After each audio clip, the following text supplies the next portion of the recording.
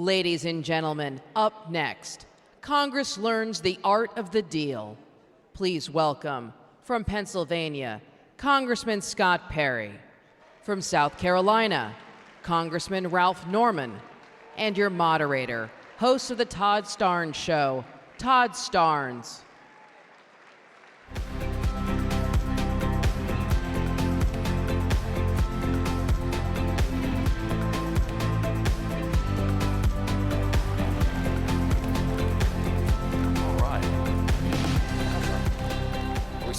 Let's do it. Okay. Well, good morning. And I'm wondering, do we have any gun-toting, Bible-clinging, patriotic Americans in the room today? I kind of figured that might be the case. You know, I want to say something before we get our panel discussion underway. I've been thinking about Comatose Joe. And I think that Joe Biden would make a better president of Ukraine. Right? Just think about this. Joe Biden is paving their roads. He's providing pension money. He's giving them, what, about $250 million a year and securing their sovereign border. Meanwhile, the real president of the United States was in East Palestine, Ohio, greeting first responders and giving out quarter pounders with cheese. No doubt freedom is under attack. And today we are honored to have two brave American patriots with us from the House Freedom Caucus. And gentlemen, we want to say thank you for the great work you're doing. Please give them a round of applause. Thank you. Appreciate it. Now, Congressman Perry, I want to start with you. We talk a lot about Joe Biden's failures in the White House, but I think you have a different take on that. Well, I think that we oftentimes as conservatives, as Republicans, as just citizens, see them as failures, but I think we need to understand and view it differently. They are successes to them because their goal is actually the globalization of the United States of America, destruction of our sovereignty, and so this is all intentional. The things that you see happening are not necessarily incompetence, maybe in the president himself because he's got his own issues, but the people around him. This is all by design. This is on purpose. This is intentional. This is planned. They are not failures to them. So we need to view it differently, and we need to understand we're not only in a philosophical battle, but we're also in a spiritual battle for the soul of our country and to save this republic. And that's how we need to approach it.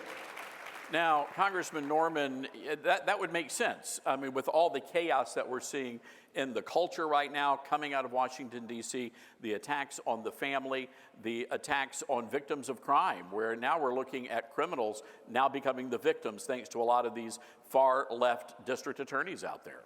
Well, it is, Todd. And first of all, it's an honor to be up here with General Perry, but it's such an honor to look out and to see everybody here. You're not sitting at home. You could be anywhere. You're at CPAC. You're willing to take action. And it couldn't come at a better time.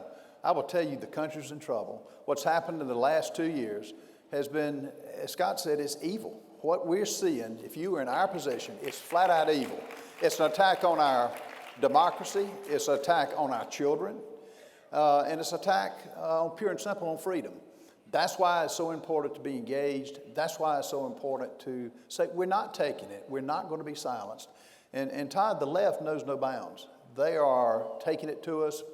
It's a new day now with what's happened in Congress. We're willing to fight the fight. We're willing to get involved. We really don't care what the press says. I like to hear that. And I think that was illustrated with the decision over who was going to be the next Speaker of the House. And you guys were taking bullets from everybody, but you stood your ground. And Congressman Perry, how are we doing right now? So far, so good? Well, so far, so good. As an Army aviator, we know that when we're taking flak, that means we're over the target. And look, we were just not going to allow the status quo to continue. We were just simply not going to allow it.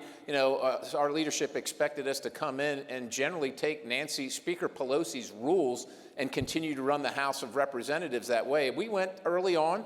Folks like me and Congressman Norman went early in the summer and said to the leader at the time, we said, look, we're going to win the majority, we think, But we cannot keep running this place the same way. The status quo is not going to work, and we need different outcomes for the American people. And quite honestly, you know, they patted us on the head and sent us out the door, and we just kept going back with a smile on our face, and no one wanted to talk to us. You know when they wanted to talk to us? I think it was about November 9th, the day after the election, and that big majority they were supposed to get was very narrow. And you know what they needed? They needed Mr. Norman's vote for Speaker. They needed Perry's vote for Speaker. And we said, well, why don't we talk about some things? And so far, so good, Todd. But look, liberty requires eternal vigilance. And so Ralph and I have committed ourselves to stay in the fight. We don't comport ourselves every day for re-election. We comport ourselves every single day to save the republic. And that's what's important. Congressman Norman and then Congressman Perry, I just want you to jump in after his remarks here. We have seen the weaponization of the federal government. This started under Barack Hussein Obama when they sent the IRS after people like Billy Graham and pro-life leaders and the Tea Party. And now we're seeing once again the weaponization again of the federal government going after pro-lifers and conservatives. How big of an issue is this, and what are you guys doing in the Freedom Caucus to push back? Well, it's a huge issue. I mean, and they're serious about this. When you have Merrick Garland, he was on the stand yesterday. Some of the things he says are just lies. He's a hypocrite. Same thing with Mayorkas on the border. And they're serious. Every agency of government under the Biden administration, and y'all, it's not Biden himself, the cabal that's running this country, where it be, the Barack Obama's protege, whether it be Rice, all of them are making policy. It's not him. He's not in his right mind. But luckily, the good news is, since we've taken over the House, every department has got subpoena power. And what you will see is the truth coming out on January 6th. You will see the truth coming out on COVID, Jerry, the work you've done. And we're not taking no financial, but we got to take it a lot more than that. We can subpoena, we can get people under oath. They've got to have consequences when they mistake the truth. So no more Hillary Clinton's getting away. No more, just being able to lie with impunity and act like it's the truth. And it couldn't come quick enough. We have got our work cut out for us, but we're up to it with people like Scott and the 20 of us that are not going anywhere. And we've got the votes now to stop anything. 218 has got to go through us.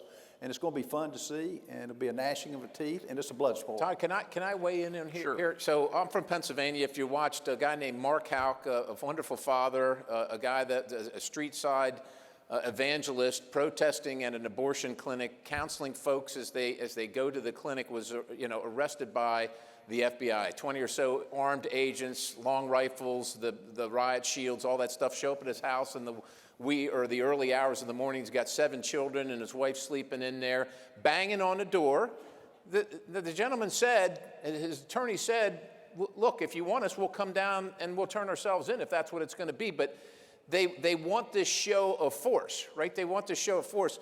What average citizens need to just at some point be willing to acknowledge and accept that every single facet of the federal government is weaponized against every single one of us. And if there's nothing else that we need to be fighting for is our sovereignty. Our national sovereignty, our state sovereignty, and our personal sovereignty. The government doesn't have the right to tell you that you can't buy a gas stove, but that you must buy an electric vehicle. That you can't go to work, but you must put some experimental potion in your arm and then keep showing up to do that, to visit your church or worship. Our personal sovereignty is what this nation was built on, and it's the foundation. It is under assault by every single facet of the government, and as Ralph has said, we are going to create a firestorm. Look, if it's up to me, there's going to be a firestorm. These leftists, these Marxists that have prevailed upon the American people and used the awesome power of the federal government to cow us into fear in our homes, they've got to be put on notice. They've got to be quaking in fear. They've got to be worried. They've got to be losing weight because they're not eating, because they're worried that they're going to end up going to jail for using the awesome power of the federal government. And if they're not interested in showing up in Mr. Jordan's hearing, you know what? I'm in charge now on the Transportation Committee of Federal Leases. Isn't that something? I wonder whose leases might be coming. Well, we're taking a look at the list. It's going to be awesome when they go from a big building to about, I don't know, that space on the square there, Todd. That'd be awesome, wouldn't it? I love it. Like we got a fight on every corner, ladies and gentlemen. And that's the thing, Congressman Norman, it's fighting and knowing how to fight. And one of the things I really admired about former President Trump is that he taught Republicans, yeah, you can fight, and it's okay to fight back, especially against the mainstream media. Well, look at what he did in 4 years, what Donald Trump did in the face of adversity at every level. The headwinds he faced, he was successful. Look what he did on the Supreme Court. Look what he did with Israel. Look what he did with cutting regulations. The man was unbelievable. And the thing, when I saw the raid at Mar-a-Lago, you know, the cameras, the FBI, and compare that to when they found Biden's, all of the documents he had, where was the media? Where was the FBI? They kept it quiet early on, didn't let it out. The job of the next president is going to be getting rid of the insiders that are undermining this government. And you've got to clean house. You cannot continue with those around him that are supposedly your friends. And it's at all levels, to be honest with you. That's where y'all come in. The fact that, you know, when I was and I'm a developer by trade, but before I got in politics, I didn't know how two people affected the politicians. On the other side, y'all scare them to death. When you go to that school board meeting, get 3 or 4 people and question them. When you go to that city council meeting, that's the value y'all bring. And don't think it doesn't have a ripple effect at all levels of government. And how you take it from here empowers us to do the right thing. And we got more opportunity now than I've ever seen. Guys, I want to talk about the border. Back in the day, they used to call people from one country coming across the border of another country without that country's invitation. That was called an invasion. They used to fight something called wars over that. And I know that just recently, Republicans holding hearings down on the border, Democrats boycotted. What are we facing now at the border? Let's just cut right to the chase. How bad is it down there? Well, the cartels are running the border. The cartels have operational control of the United States-Mexico border, and you don't come across the border unless you go through the cartels. So it doesn't matter who you're paying. Some pay, obviously everybody pays money, but some, whether they pay at that time or they come into the United States and then have their families dispersed back to the cartels.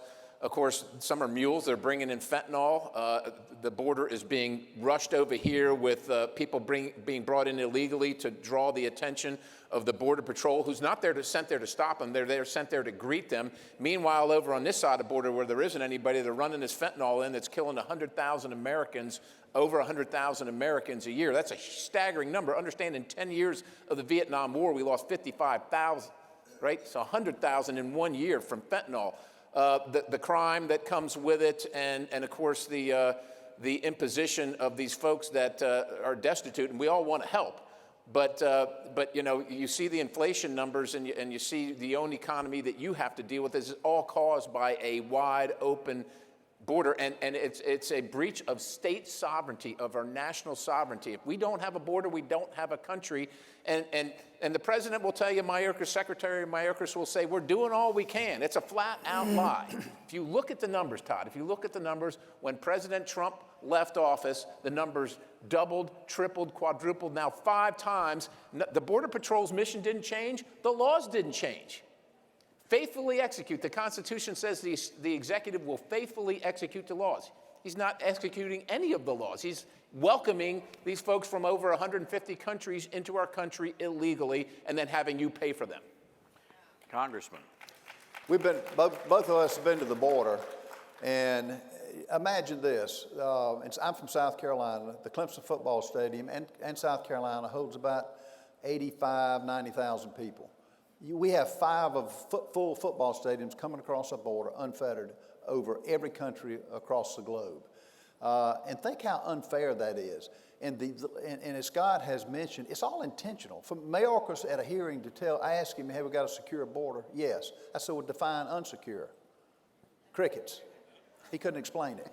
But, you know, the only way to stop the fentanyl, and I don't know whether y'all saw, I just saw it this morning, Biden laughing at the mother who had 2 sons to die.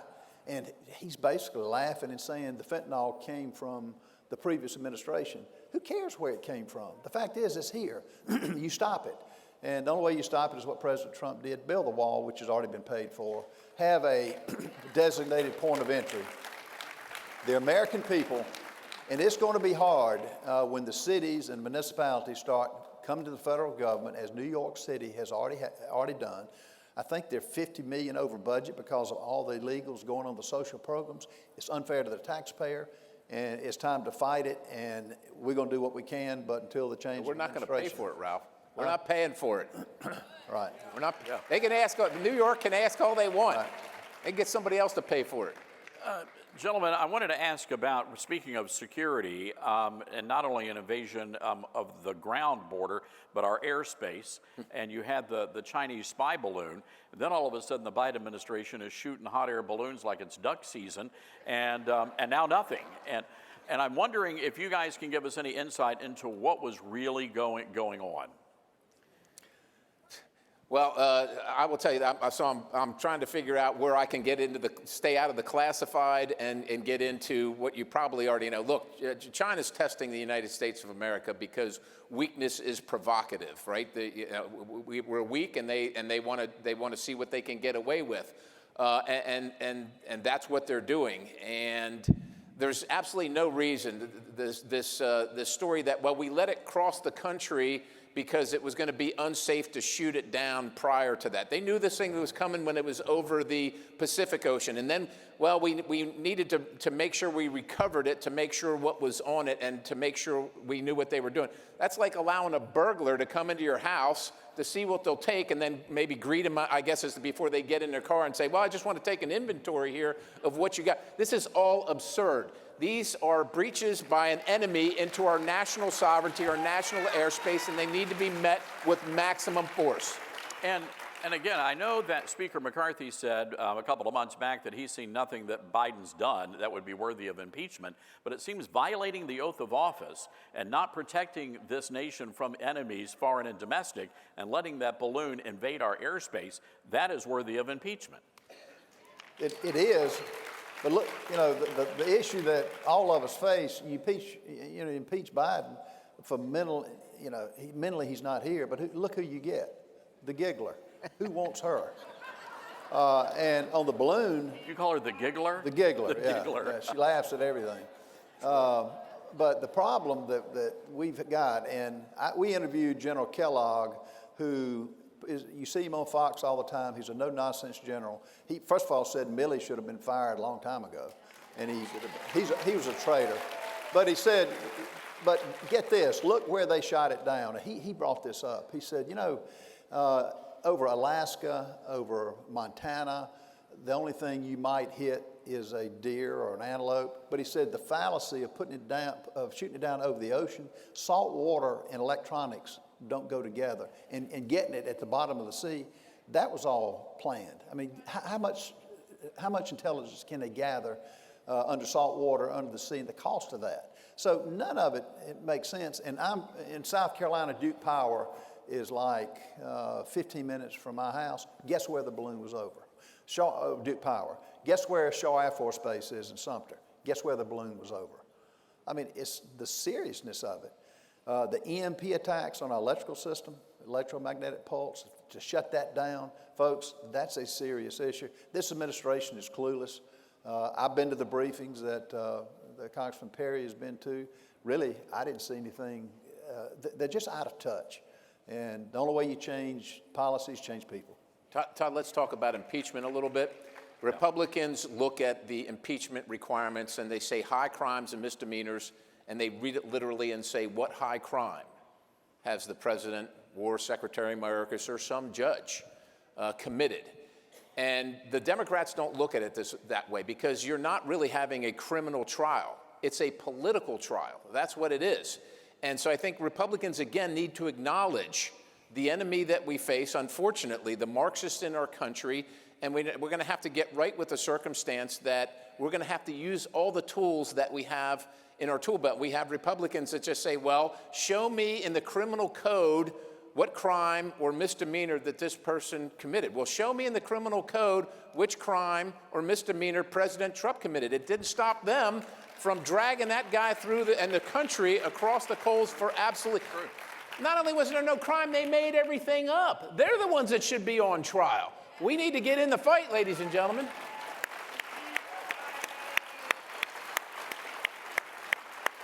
Folks, aren't you glad we've got the House Freedom Caucus on the fight? I mean, this is what it's all about here. I want to go back, though, Congressman, to something you said when we started this conversation. You believed that these were not failures of the Biden administration. These were intentional. You mentioned Marxism a lot. And I'm wondering, what is the end game here? Because we're seeing a lot of chaos in the culture. We're seeing a lot of unrest in our major American cities. Memphis, where we're based, the deadliest city in America. What is the end game with this administration? To me, the model is it's Marxism, it's socialism, it's control over your lives. If you just take a look at some of the recent events, they essentially crashed the healthcare system so government could take it over, and government has taken it over, right? You look at law enforcement, they're trying to crash that. They want federal police. They want more and more control, and so there's a model by which they do this, and they look at every single system that's important in your life, every traditional role that citizens play, that government has played. It's all under assault, Todd, because that's the model that they use. And they've done the long march through the institutions. They're doing the long march, or they're essentially completed the long march through the boardrooms now. So your investments, you're investing in ESG, whether you like it or not. And you can't, if you want to own a gun store and get financing, you can't. If you want to be a wildcatter drilling a rig, or with a drilling rig, drilling and prospecting for oil and gas, you cannot, because you can't get financing. This is the theme that's going to just reverberate through our economy, through our country, through our culture, through the education system. They crashed that, and they took it over. And they started at the higher level, but now you've got right here in Loudoun County, you got Scott Smith. His daughter was sexually assaulted. He goes to the school board to see what the heck's going on and demand some resolution to it. I'm going to just tell you, I got 2 daughters. I'm not going to be as calm as Scott Smith. If something like that happens to my kids, I'm just going to tell you. They arrest him. They arrest him. Yeah. This is their goal. Congressman, and Norman, we're going to start with you, and I'll give you the last word, Congressman Perry, as we wrap up our time here. You've got some red-blooded American patriots here. They put Red Bull on the Fruit Loops this morning. They came, and they want to know, what do we do? How do we get engaged? How do we fight? What do you tell this great group? First of all, everybody here has got a talent. And, you don't realize the power that you have and how 1 or 2 people can make a difference. And I would say, if you're inclined to run for office, do what we do, run for office. But if your inclination is, if you got small children, as Scott said, they're taking our children over. Our children are not safe. What's happening to them in the educational system is evil. And so get involved with who goes on the school board. Get involved with who goes on the city council. Interview these candidates. Call in your state reps. And you can't do it with one person. Get 3 or 4 or 5 groups, scare people, particularly politicians. Get them in there, and I will tell you it pays dividends. And recruit people. How do you think? I was recruited. I'm sure Scott at some point was recruited. Everything starts with a question and a conversation. So everybody has got a talent. Get behind candidates, but we cannot. The thing that's gotten us in trouble today is people. And we got weak people, put up candidates. The power, and as Scott said, what we're losing is our democracy and our freedom. We cannot let that happen. If not America, where?